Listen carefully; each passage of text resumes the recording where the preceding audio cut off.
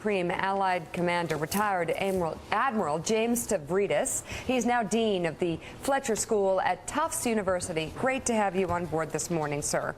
Let's talk about what's at stake in these Iran talks and what would be at stake if they fell through.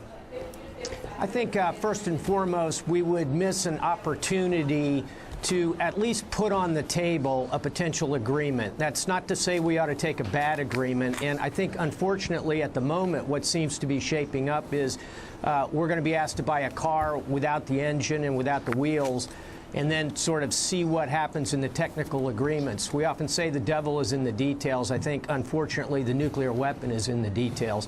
So I'm increasingly skeptical as I see this process come to endgame. Gene, what about you?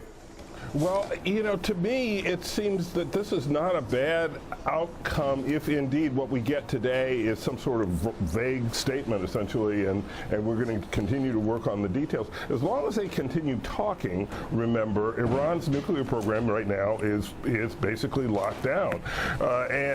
You know, we know more about it. The sanctions are still in place. So that's not a bad thing if they keep talking. I wouldn't mind if this negotiation continued and continued and continued, as long as Iran is further away from a nuclear weapon now than it was a year ago. Admiral, as it's been said here on the set, some feel like the United States appears to be desperate for a deal. Is that what you're seeing? I don't think desperate, but we certainly are, I think, emotionally over-invested in it at this point. And I think we need to remember the dark side of this equation. If Iran approaches a nuclear weapon, there is no doubt the Saudis are going to go, probably the Turks, maybe the Egyptians, and you overlay that with the Sunni-Shia conflict in the near Middle East.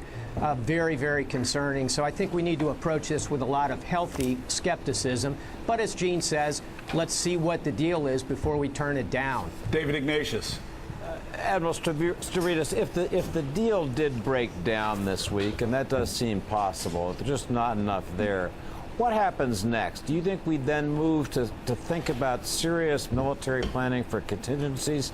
How would you see the next 6 months or year playing out if we don't get a deal? I think, first of all, we need to reassure our allies in the region who are a little rattled right now, starting with the Israelis, but, of course, the Gulf states and Egypt.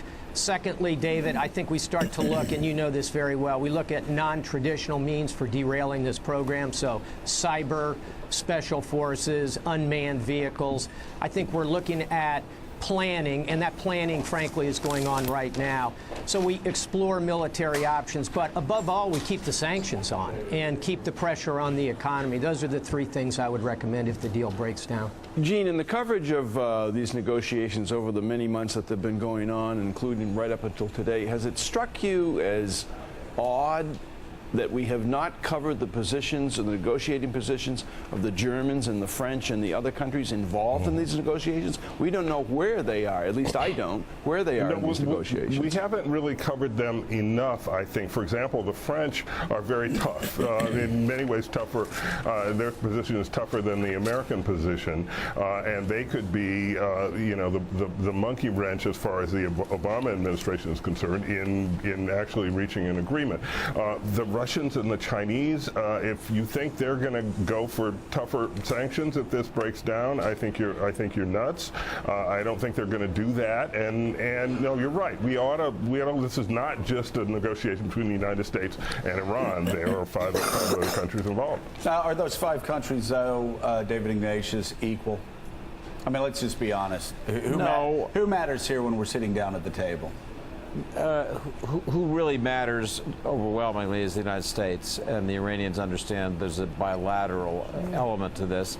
Others who matter a lot, the Russians could be deal breakers. They could be deal guarantors with certain things they could do about removing Iranian nuclear material. The French could be deal breakers. All right, David, on that, retired Admiral James Stavridis, thank you very much. Thank you, Admiral.